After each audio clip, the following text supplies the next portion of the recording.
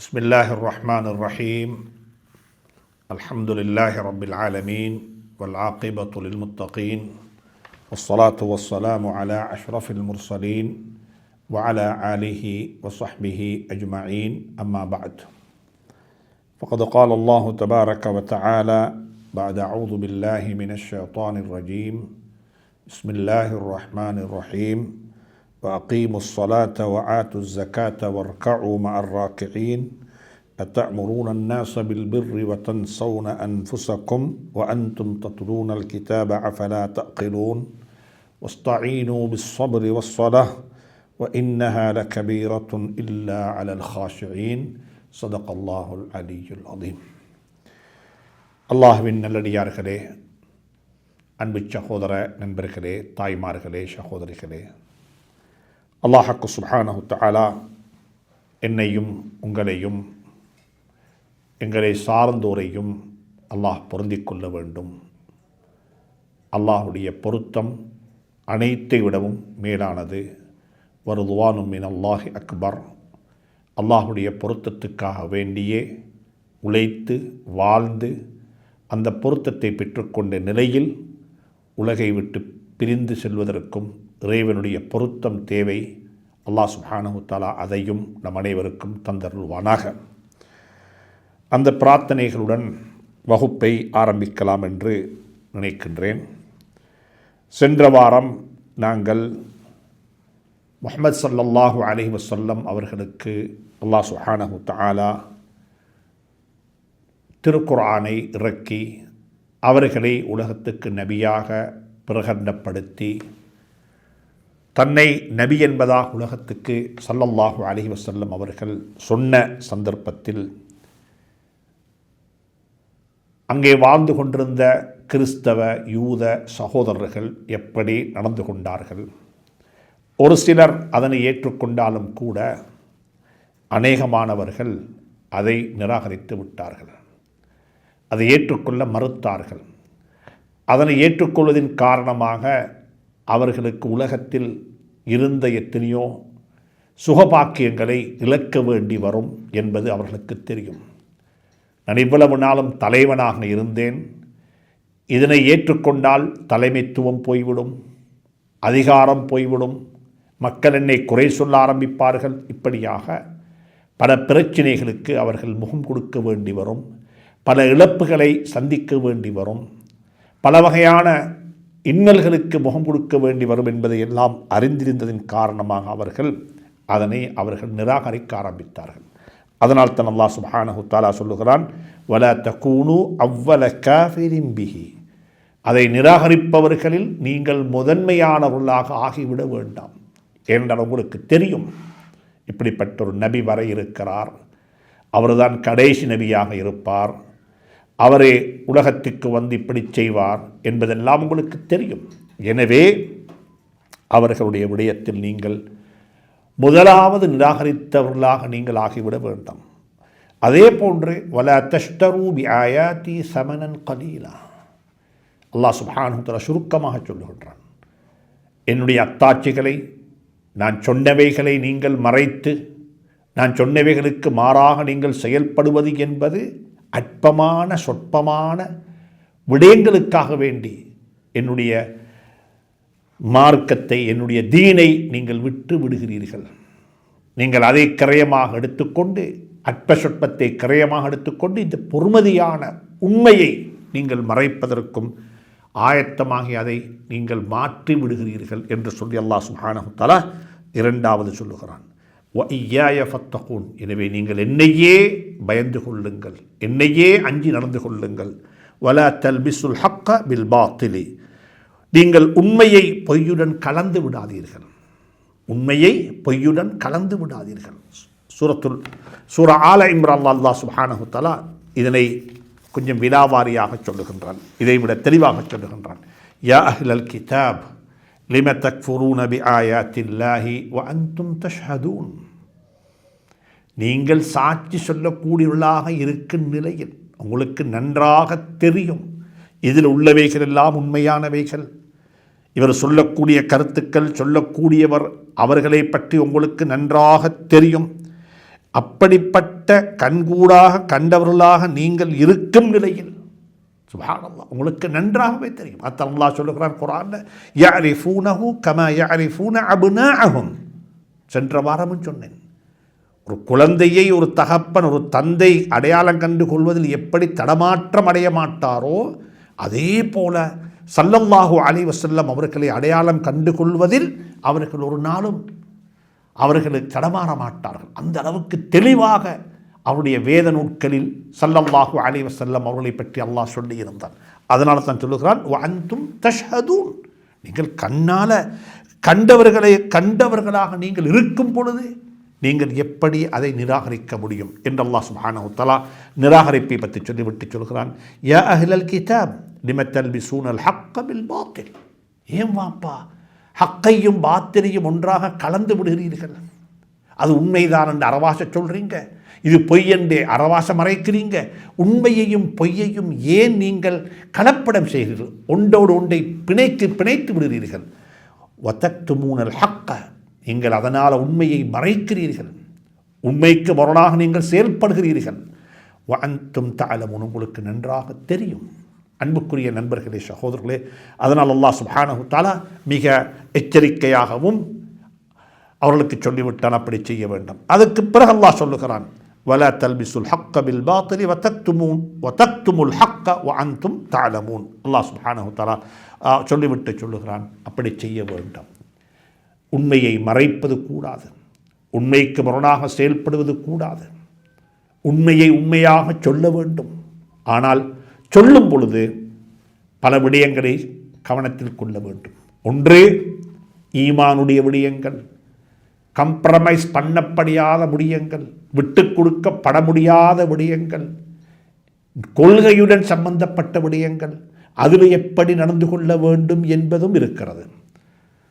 வணக்க வழிபாடுகளுடன் சம்பந்தப்பட்ட விடயங்கள், ஃபர்தான விடயங்கள், சுன்னத்தான விடயங்கள், ஹராமான விடயங்கள், ஒவ்வொன்று உடனும் எப்படி நாங்கள் மற்றவர்களுடன் நடந்து கொள்ள வேண்டும் என்பதையும் எங்களுக்கு மார்க்கம் சொல்லித் தந்திருக்கிறது. கல்லிமின் நாஸ அலா கத்ரி உகூலிஹிம், மக்களுடைய அறிவு தகமையை விளங்கி, மக்களுடைய பலசி புதுசிகளை விளங்கி, லௌலா அன்ன கௌமகி ஹதீஸ அஹ்தின் பில் இஸ்லாம், ஸல்லல்லாஹு அலைஹி வஸல்லம் எத்தனையோ உண்மைகளை சொல்லவில்லை. எதன் காரணமாக என்று சொன்னால், மக்கள் புதியவர்கள். அந்த சொல்லவில்லை எதை என்று சொன்னால், தௌஹீதை அல்ல, ஏகத்துவத்தை அல்ல, கொள்கை அல்ல, சில மார்க்கத்தில் வரவேற்கத்தக்க சில முக்கியமான வரவேற்கத்தக்க தேவையான விடயங்களை அதை பிற்படுத்தலாம், அதை பிற்படுத்தி பின்னால் சொல்லலாம் என்று சொல்லி ஸல்லல்லாஹு அலைஹி வஸல்லம் சில விடயங்களை பிற்படுத்தினார்கள். தொழுகையை எடுத்துக்கொண்டால், தொழுகை கடமையாக்கப்பட்டது ஸல்லல்லாஹு அலைஹி வஸல்லம் நபியாக வந்து 10 ஆண்டுகளுக்கு பிறகு. ஆனால் தொழுகையை பற்றி நாங்கள் சொல்லுகிறோம், மபைனல் குஃப்ரி வல் இஸ்லாமி இல்லா தர்குஸ்ஸலா, இஸ்லாத்துக்கும் குஃப்ருக்கும் இடையிலுள்ள வித்தியாசம் தொழுகையை விடுவது தான் என்று சொன்னால், தொழுகைக்கு முக்கியத்துவம் இருக்கிறது. ஆனால் தொழுகையை விட முக்கியமானது தான் கொள்கை, தொழுகை விட முக்கியமானது தான் ஈமான், தொழுகை விட முக்கியமானது தான் தௌஹீத். அதனால் அல்லாஹ் சுப்ஹானஹு வ தஆலா தௌஹீதுக்கு 10 வருடம் அவகாசம் கொடுத்தான். தௌஹீத் என்பது கட்டி எழுப்பப்பட வேண்டும். தௌஹீது எவ்வளவு முக்கியமோ, ஏகத்துவம் எவ்வளவு முக்கியமோ, அதே போல பண்பாடும் அவ்வளவு முக்கியமானது. பண்பாடு முக்கியமானது. பண்பாடுகளுக்கு பிறகுதான் ஸல்லல்லாஹு அலைஹி வஸல்லம் தொழுகையை பற்றி சொல்லியும் இருக்கிறார்கள், தொழுகையை பற்றி ஏவி இருக்கிறார்கள். சுப்ஹானல்லாஹ், தொழுகை எவ்வளவு எங்களுடைய சமூகத்தில் வணக்க வழிபாடுகளுடைய பட்டியலில் தொழுகையை நாங்கள் முதன்மைப்படுத்தி பார்ப்பது போல, பார்ப்பதை விடவும் சஹாபாக்களுக்கும் ஸல்லல்லாஹு அலைஹி வஸல்லம் பண்பாட்டை பற்றி சொல்லிக் கொடுத்தார்கள். ஹதரத் ஜாஃபர் இப்னு அபி தாலிப் ரலியல்லாஹு தஆலா அன்ஹு அவர்களும் அவர்களுடைய உஸ்மான் ரலியல்லாஹு தஆலா அன்ஹு அவர்கள் உட்பட 83 சஹாபாக்கள் கிட்டத்தட்ட மக்காவில் இருந்து எத்தியோப்பியாவுக்கு, ஹபஷாவுக்கு பயணம் போனார்கள். ஹபஷாவுடைய அங்கிருந்த மன்னன் நஜ்ஜாஷி இவர்களை எல்லாம் அழைத்து அவருடன் உரையாடினான். நீங்கள் யார், எங்கிருந்து வந்திருக்கிறீங்க, ஏன் வந்தீங்க, இப்படியாக எல்லா விடயங்களை பற்றியும் விளக்கமாக தெரிந்து கொண்டான். அந்த சந்தர்ப்பத்தில் அவர் உங்களுக்கு என்ன சொல்லுகிறார்? உங்களுக்கு மத்தியில் நபியாக வந்து தன்னை நபி என்று அறிமுகப்படுத்திக் கொள்ளக்கூடிய அந்த ஸல்லல்லாஹு அலைஹி வஸல்லம் அவர்கள் என்ன சொல்லுகிறார்கள் என்று கேட்டார்கள். அப்பொழுதுதான் ஹதரத் ஜாஃபர் இப்னு அபீ தாலிப் ரலியல்லாஹு தஆலா அன்ஹு ஒரு கச்சிதமான உரை நிகழ்த்தினார்கள். நாங்கள் யார்? நாங்கள் இருந்தோம் நஅக்குலுல் மைத்தா நஅபுதுல் அஸ்னாம், சிலை வணக்கம் செய்து கொண்டிருந்தோம், கற்களையும் மண்களையும் வணங்கி கொண்டிருந்தோம், செத்தவைகளையெல்லாம் சாப்பிட்டு கொண்டிருந்தோம், உறவுகளையெல்லாம் துண்டித்து வாழ்ந்து கொண்டிருந்தோம், எங்கள் இருக்கக்கூடிய பலகீனமானவர்களுடைய உடைமைகளை எல்லாம் பலமானவர்கள் எப்பயுமே அதை சூறையாடி சாப்பிட்டு கொண்டிருந்தார்கள். இப்படியாக ஒரு சமூகமாக நாங்கள் வாழ்ந்து கொண்டிருந்தோம். அப்படி இருக்கும் பொழுதுதான் எங்களுக்கு மத்தியில் ஒரு நபி உதித்தார். அவர் எங்களுக்கு முன்னால் வந்து சொன்னதெல்லாம் என்ன தெரியுமா? இறைவனை மட்டும் வணங்கி வழிபட வேண்டும். ஒரு இறைவன் என்று சொல்லுவதை விடவும் அவர்கள் ஊண்டி சொன்னது ஏகத்துவம், விசுவாசம். வணக்கத்தில் மட்டுமல்ல, வாழ்க்கையிலேயே எல்லா சந்தர்ப்பத்திலும் இன்ஷா அல்லாவாக இருக்கலாம், மாஷா அல்லாவாக இருக்கலாம், அல்ஹம்துலில்லாவாக இருக்கலாம், சுப்ஹான் அல்லாவாக இருக்கலாம். எங்களுடைய லா யذ்குரூன அல்லாஹ் கியாமன் வ குஊதன் வ அலா ஜுனூபிஹிம், வாழ்க்கை பூராக ஒரு மனிதனுடைய வாழ்க்கையில் நடை, இருப்பு அல்லது சாய்ந்திருப்பது, படுத்துக்கொள்வது, எல்லா சந்தர்ப்பத்திலும் தன்னுடைய ரப்புடைய சிந்தனையுடன் வாழ வேண்டும் என்று எங்களை பயிற்றுவிட்டார். சுப்ஹானல்லாஹ். நாங்கள் ஹலாலைத்தான் சாப்பிட வேண்டும். நாங்கள் மௌத்தானவைகளை, அசுத்தமானவைகளை, நஜீஸை எல்லாம் சாப்பிட்டு கொண்டிருந்தோம். எங்களுக்கு என்ன சொன்னார்? குடும்ப உறவுகளை துண்டித்து வாழக்கூடாது, குடும்ப உறவுகளை துண்டித்து வாழவே கூடாது, குடும்ப உறவுகளை சேர்ந்து வாழ வேண்டும். சுப்ஹானல்லாஹ், சுப்ஹானல்லாஹ். அடுத்தது சொன்னார், பேசினா உண்மையைத்தான் பேச வேண்டும். எங்களுக்கு உண்மையை பேச சொல்லி தந்தார்கள். உண்மை உரைக்க வேண்டும், அமானிதங்களை நிறைவேற்ற வேண்டும், வாக்கு நிறைவேற்றப்பட வேண்டும். சுப்ஹானல்லாஹ். இஸ்லாத்தினுடைய ஆரம்ப கட்டம் 10 ஆண்டுகள் வரைக்கும் எந்த வணக்க வழிபாடுகளும் இல்லாமல் ஏகத்துவ கொள்கையும் பண்பாடும், கொள்கையும் பண்பாடும், இதைத்தான் ஸல்லல்லாஹு அலைஹி வஸல்லம் அவர்கள் விதைத்தார்கள்.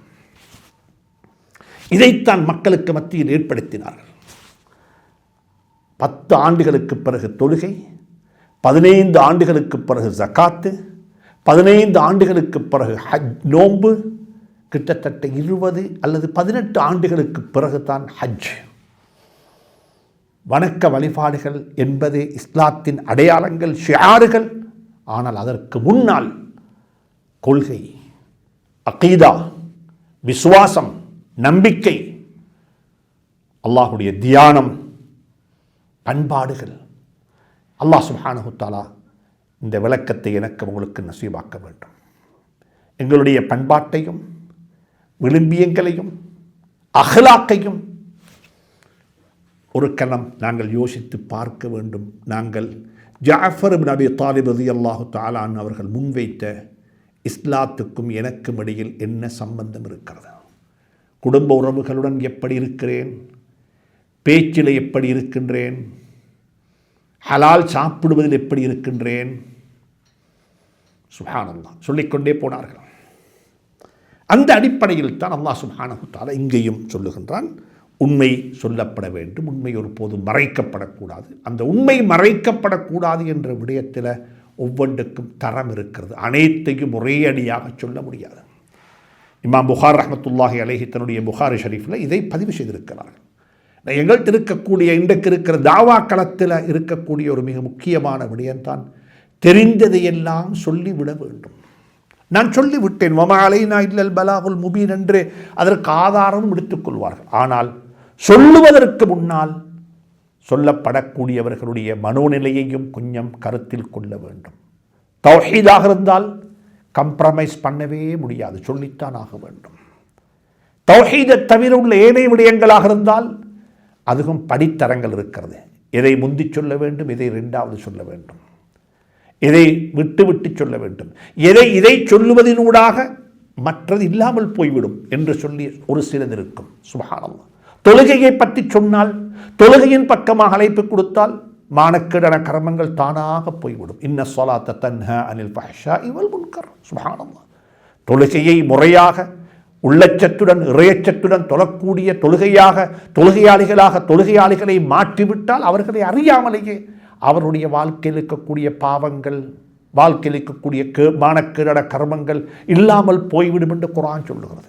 இதைத்தான் இமாம் புகார் ரஹ்மத்துல்லாஹி அலைஹி கூட தன்னுடைய கிதாபில் ஒரு ஒரு பாடமாக கொண்டு வந்து விட்டு அதற்கு கீழ் ஒரு ஹதீஸை கொண்டு வராங்க. ஹஜ்ரத் ஆயிஷா சித்திகா ரலியல்லாஹு தஆலா அன்ஹாவிடத்தில் ஸல்லல்லாஹு அலைஹி வஸல்லம் சொல்கிறாங்க, பிந்தின காலங்களில் லௌலா அன்ன கௌமகி ஹதீஸ அஹ்தின் பில் இஸ்லாம், இந்த மக்காவை சார்ந்த மக்கள் இப்போதான் இஸ்லாத்துக்குள்ளே வந்திருக்கிறாங்க.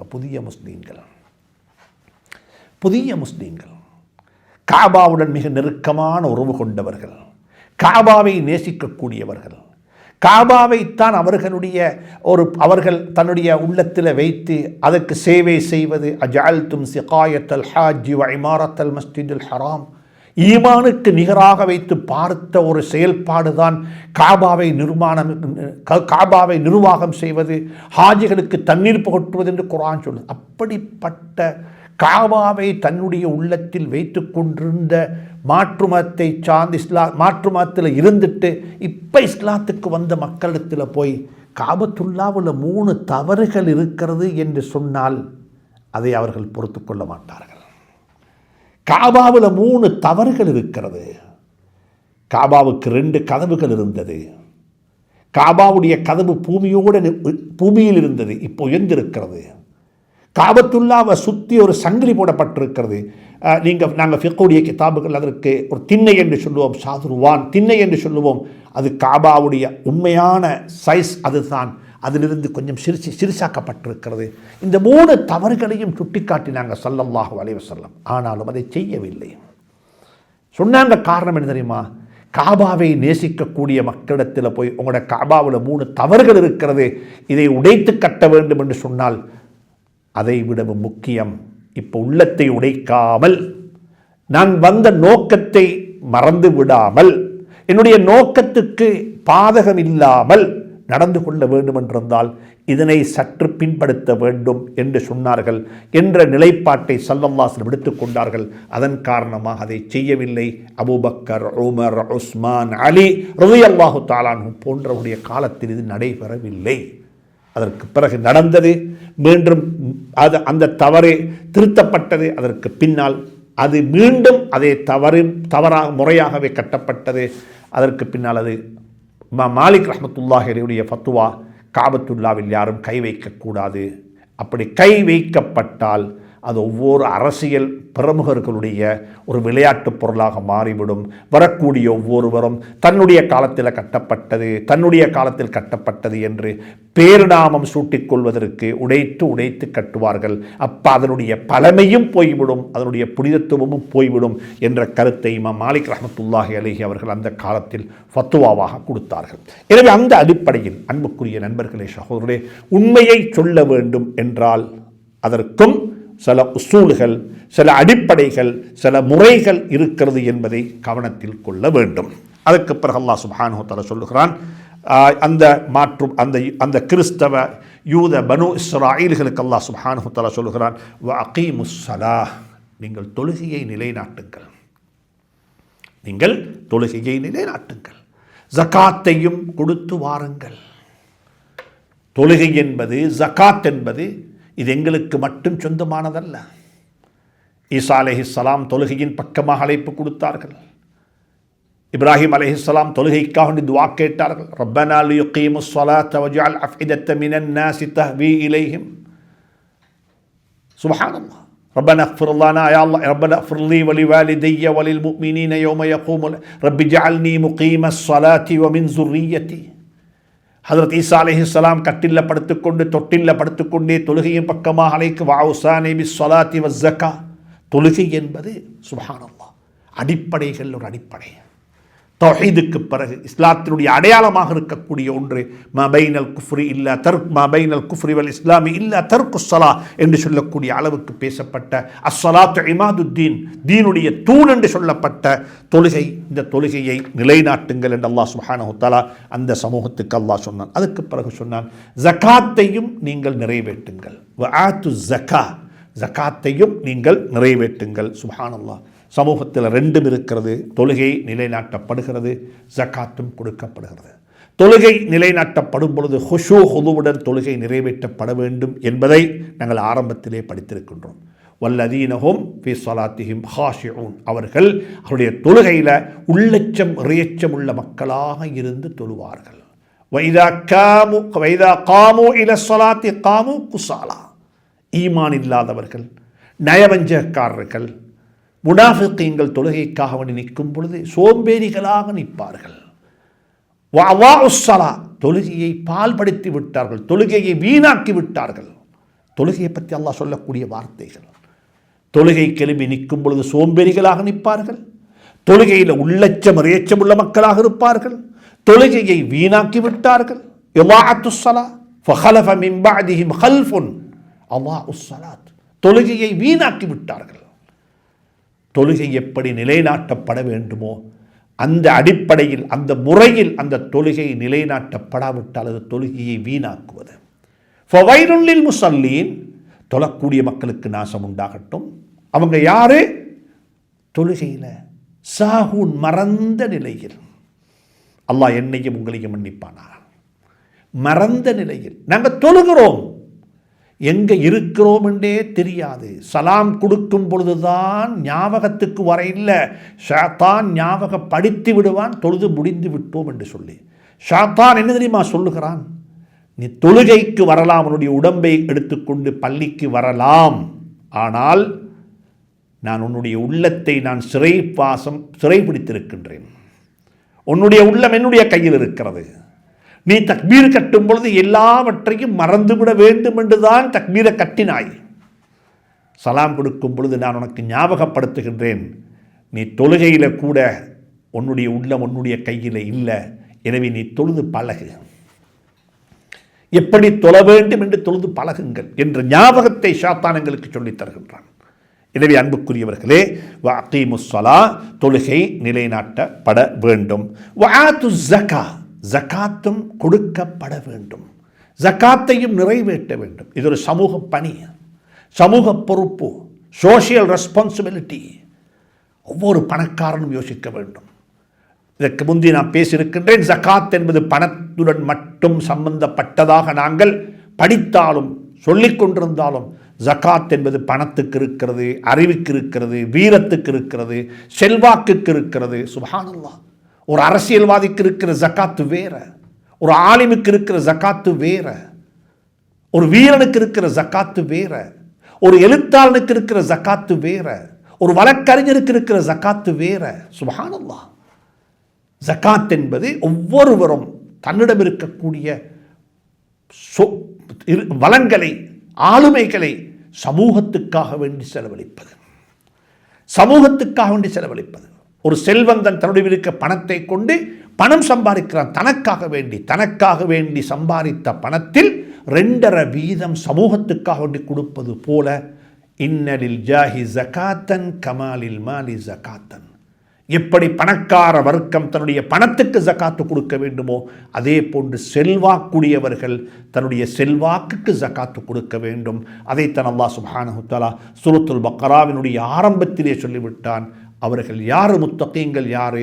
அல்லதீன யுமினூன பில் கைபி வ யுகீமூனஸ் ஸலாத்த வ மிம்மா ரஸக்னாஹும், நாம் அவர்களுக்கு எவைகளையெல்லாம் வழங்கி இருக்கின்றோமோ, அங்கே பணம் என்று சொல்லப்பட்டில்லை, செல்வம் என்று சொல்லப்பட்டில்லை, அவர்களுக்கு நாங்கள் எவைகளையெல்லாம் வழங்கி இருக்கின்றோமோ அவைகளை அவர்கள் செலவழிப்பார்கள். வ மிம்மா ரஸக்னாஹும் யுன்ஃபிகூன். வாரி வழங்கினார் என்று சொன்னால் செல்வத்தை மட்டுமல்ல, அறிவை வாரி வழங்கினார், அபிப்பிராயங்களை, ஆலோசனைகளை வாரி வழங்கினார், அவருடைய திறமையை வாரி வழங்கினார், அவரிடம் இருக்கக்கூடிய ஆற்றலை வாரி வழங்கினார். சுப்ஹானல்லாஹ். ஒரு சமூகத்தை செல்வத்தினால் மட்டும் கட்டி எழுப்பப்பட முடியாது. பணத்தை கொடுத்து விட்டோம் அதனால் சமூகம் எழும்பிவிடும் என்று யாரும் நினைக்க வேண்டாம். வழிகாட்டல் தேவைப்படும், தலைமைத்துவம் தேவைப்படும். சுப்ஹானல்லாஹ், அல்லாஹ் சுப்ஹானஹு வ தஆலா நசீபாக்குவானாக. அதற்கு பிறகு அல்லாஹ் சொல்லுகிறான், வர்கஊ மஅர் ராக்கிஈன். தனிய செய்யவான இது தொழுக தனிய தொழுவதல்ல, ஜகாத்து தனிய கொடுப்பதல்ல. வர்கஊ மஅர் ராக்கிஈன். அல்லாஹ் சுப்ஹானஹு வ தஆலா ருகூ செய்யக்கூடிய மக்களுடன் சேர்ந்து ருகூ செய்யுங்கள் என்று சொல்லி அல்லாஹ் சுப்ஹானஹு வ தஆலா இந்த ஆயத்தை முடிக்கிறான். வரக்கூடிய வாரம் இன்ஷா அல்லாஹ் இதிலிருந்து படிப்போம். அல்லாஹ் சுப்ஹானஹு வ தஆலா எனக்கும் உங்களுக்கும் அருள் புரிவானாக, தௌஃபீக் செய்வானாக. வ ஆகிரு தஅவானா அனில் ஹம்துலில்லாஹி ரப்பில் ஆலமீன். வஸ்ஸலாமு அலைக்கும் வரஹ்மத்துல்லாஹி வபரகாத்துஹு.